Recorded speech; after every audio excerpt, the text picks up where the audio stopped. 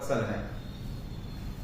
और भगवान के जो गुण हैं वो भगवान के भक्तों में भी आते हैं, उनके चरित्र में भी आते हैं। भगवान के जितने दिव्य गुण हैं भक्तों के चरित्र में भी आते हैं। महत गुणा उता महत गुणा, सारे महान गुण भक्तों के चरित्र में भी आते हैं। तो भगवान का जो महान एक गुण है, भगवान भक्त वत्सल है, दीन वत्सल है। कोई भी भक्ति के साथ भगवान की शरण ले सकता है। ये सारा झूठा प्रोपेगेंडा है, लोगों ने फैलाया है। जात पात, भगवान उच्च ब्राह्मणों के प्रति सहृदय होते हैं, भगवान ब्राह्मणों की रक्षा करते हैं और शूद्रों का तारण करते हैं। ये पूरी तरह से निराधार और निरर्थक है, पूरी तरह से निरर्थक है। कहां पर ऐसा एक आपको उदाहरण मिलता है तो बतलाइए जहां भगवान ने पक्षपात किया हो? कहीं नहीं किया। मनुष्यों की तो बात क्या है, भगवान पशुओं के ऊपर भी दयालु हैं। वो कौन से बड़े कुल में जन्म लिए हैं? कोई बड़े कुल में जन्म नहीं लिए। भगवान की दया में कोई भी भेद नहीं है। जिस प्रकार सूर्य की रोशनी में कोई भेद नहीं होता, सूर्य की रोशनी सभी जगह पर समान रूप से पड़ती है। वो हिमालय पर्वत की चोटी पर भी उतनी ही पड़ती है जितनी की समुद्र के ऊपर पड़ती है, और जितनी की धधकती हुई आग की भट्टी पर पड़ती है। ठीक है? कोई भी अंतर नहीं, कोई भी भेद नहीं है। उसी प्रकार से भगवान की कृपा है, सभी के ऊपर समान रूप से है। सिर्फ एक ही शर्त है कि वो जीवात्मा तत्पर हो, बस। भगवान की कृपा में कोई भेद नहीं है। उदाहरण दिया गया शास्त्र के अंदर, जिस प्रकार से चिलचिलाती धूप पड़ रही हो दोपहर में 12 बजे की धूप हो तो सब तरफ धूप व्याप्त है, परंतु यदि आप एक कमरे में घुस करके अपने आप को बंद कर लो, खिड़कियों को बंद कर लो और कहो कि भाई रोशनी नहीं आ रही है, सूर्य का अनुभव नहीं हो रहा है, तो इसमें सूर्य देव की कोई गलती है क्या?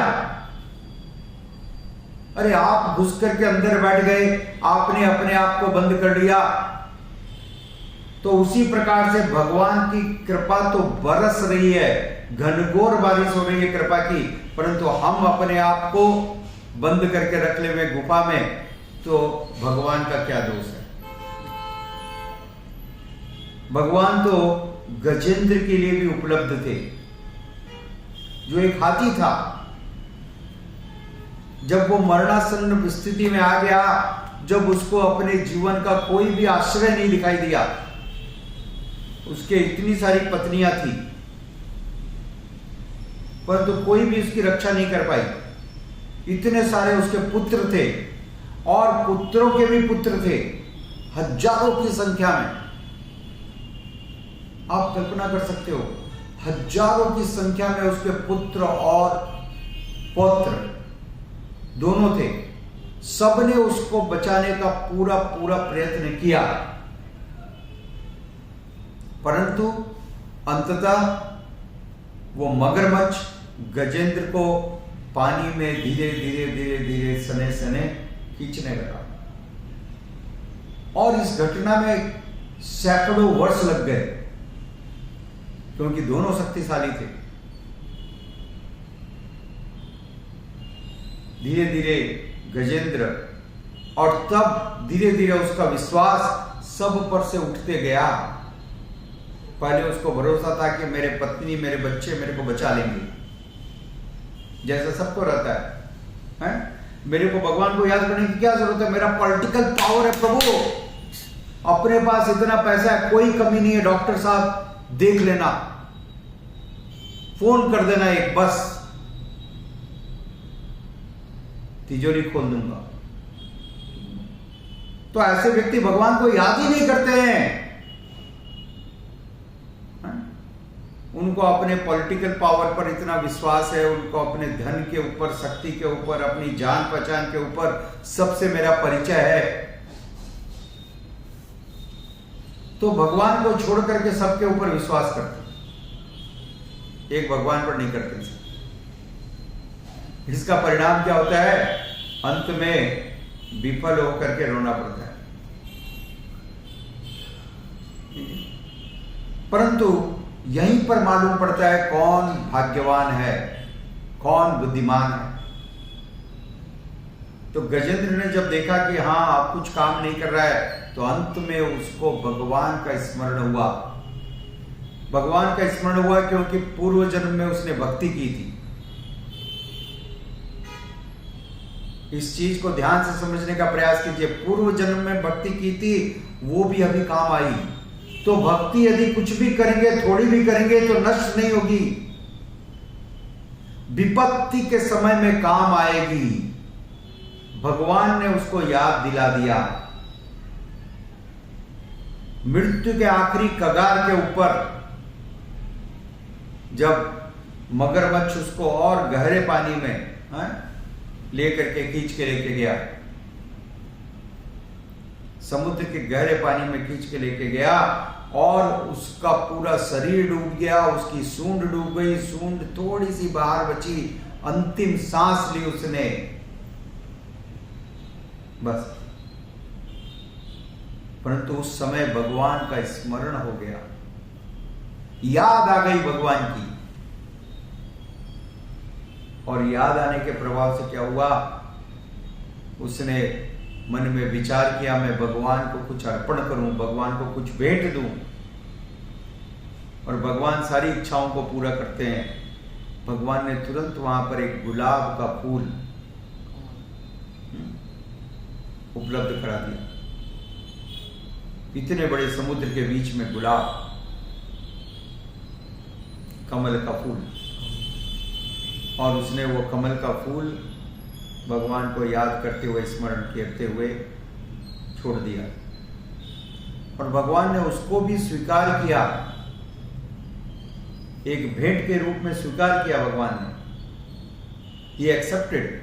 तो बताइए आप और भगवान के बीच में कौन तीसरा व्यक्ति है? कौन कहता है कि भाई आप भगवान को अर्पण नहीं कर सकते हो? किसने कहा? कहां लिखा है कि खाली ब्राह्मण दे सकते हैं? कहां लिखा है बताइए? किसी शास्त्र में कोई वर्ण नहीं। भगवान ने कहा प्रेम और भक्ति से, यो में भक्तिया प्रयक्षति। तो भक्ति के ऊपर सभी का अधिकार है। भगवान से प्रेम करने का अधिकार प्रत्येक जीवात्मा का है। एक बैक्टीरिया, वायरस और अमीबा का भी है। एक बैक्टीरिया, वायरस और अमीबा का भी है।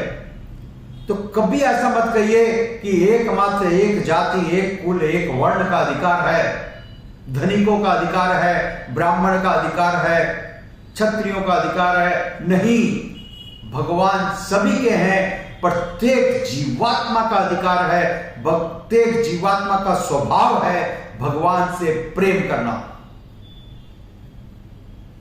और प्रेम के साथ भगवान को अर्पण करना।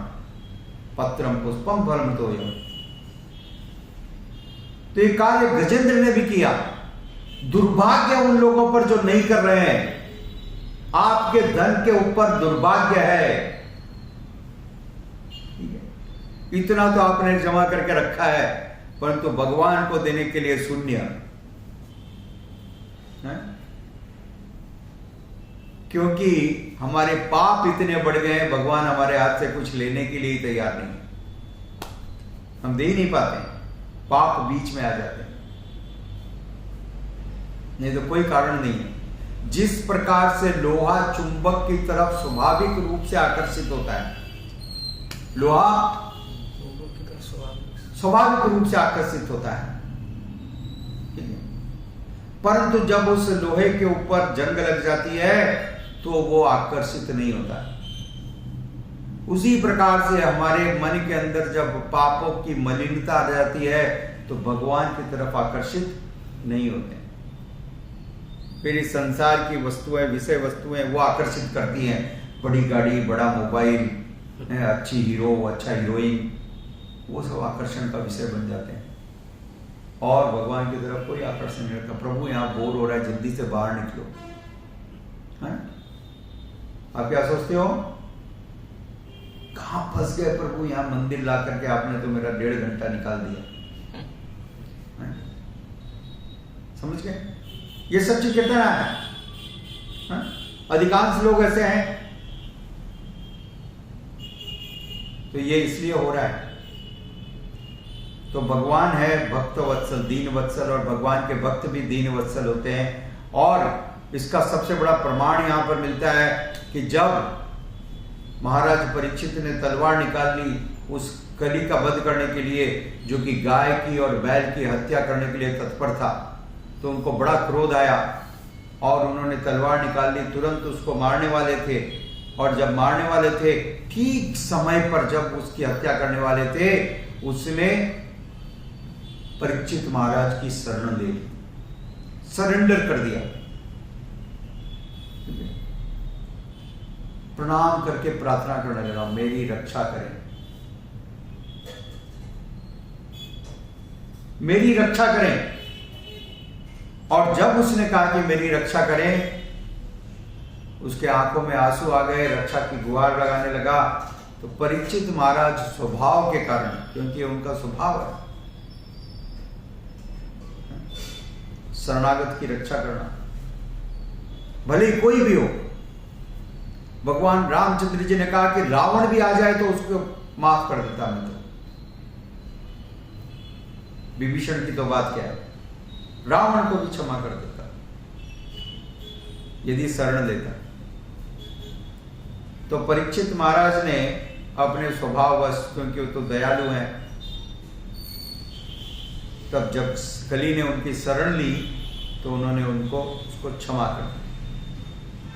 इसलिए मुस्कुराने लगे कि देखो, एक क्षण पहले मैं इसको मारने वाला था, कोई बचा नहीं सकता था। कैसा प्रावधान है, कितना चतुर है, कितना धूर्त है, ऐसे निकृष्ट काम करता है और अब पकड़े जाने पर समर्पण कर रहा है। ऐसे लोग को जानते ना। हाँ।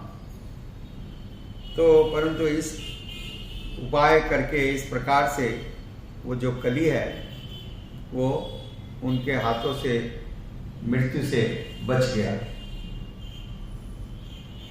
यहां पर हम विशेष ये गुण देखते हैं परीक्षित महाराज का, कि परीक्षित महाराज दीन वत्सल हैं। ये गुण उनको भगवान से प्राप्त हुआ और ये क्षत्रिय का गुण है। क्षत्रिय हमेशा सबकी रक्षा के लिए तत्पर रहते हैं। वहां पर वो गाय और बैल की रक्षा के लिए कटिबद्ध थे और जो उनको कष्ट दे रहा था उसको दंड देना उनका कर्तव्य था। और अब उसने वो जघन्य अपराध छोड़ दिया, अपराध छोड़ के कहा मैं सुधर गया हूं, मेरी भी रक्षा कीजिए, मैं ऐसा नहीं करूंगा। तो कोई व्यक्तिगत दुश्मनी नहीं है। शास्त्र में बताया गया, पाप से घृणा करो, पापी से नहीं। पाप से घृणा करो, पापी से नहीं। पापी बदल सकता है। रत्नाकर इतना बड़ा डाकू था, पापी था, परंतु वही वाल्मीकि बन गया। राइट? जगाई मदाई इतने बड़े पापी थे, भक्त बन गए कि नहीं बने? जगदानंद और माधवानंद। हाँ? तो घृणा पापी से नहीं, पाप से करनी चाहिए। तो परीक्षित महाराज ने इस सिद्धांत का पालन करते हुए, जब कली ने कहा कि आश्वासन दिया कि मैं ऐसा नहीं करूंगा, तो कली को भी क्षमा कर दिया। ये चैतन्य महाप्रभु का परंपरा है।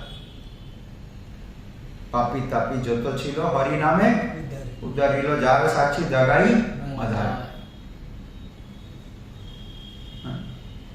तो सारे लोग मिलकर के एक ही काम कहिए, हरे कृष्णा कृष्णा कृष्णा हरे हरे, हरे राम राम राम हरे हरे।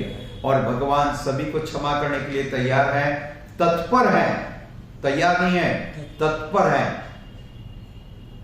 इमीडिएटली सिर्फ हम उनकी शरण ले लें। कोई भी जात का हो, कोई भी देश का हो, कोई भी धर्म का हो, पढ़ा हो, अनपढ़ हो, गंवार हो, धनी हो, गरीब हो, इन्फ्लुएंशियल हो, अनइन्फ्लुएंशियल हो, ये झूठा प्रोपेगेंडा के अंदर न जाएं। भगवान की कृपा में, भगवान की दया में, भगवान भक्त वत्सल है, प्रत्येक जीवात्मा को वो शरण देने के लिए आतुर हैं, सबसे समान रूप से प्रेम करते हैं, समान रूप से प्रेम करने वाले हैं। जिस प्रकार से सूर्य की रोशनी और चंद्रमा की चांदनी, श्रील प्रभुपाद जी ने लिखा, एक बड़े संगमरमर के आलीशान महल के ऊपर भी चंद्रमा की चांदनी उतनी ही पड़ती है जितनी जंगल की कटीली झाड़ियों के ऊपर। कोई भेद होता है? नहीं। कोई भेद नहीं है। उसी प्रकार से भगवान की कृपा है। समदर्शी है नाम तिहारो, अवगुण चित्त न धरो। भगवान समदर्शी हैं, किसी के अवगुण के ऊपर ध्यान नहीं देते। ठीक है, सिर्फ शरण ले लें। हरे कृष्णा कृष्णा कृष्णा हरे हरे, हरे राम राम राम हरे हरे। श्रील प्रभुपाद की गौर प्रेमानंदे।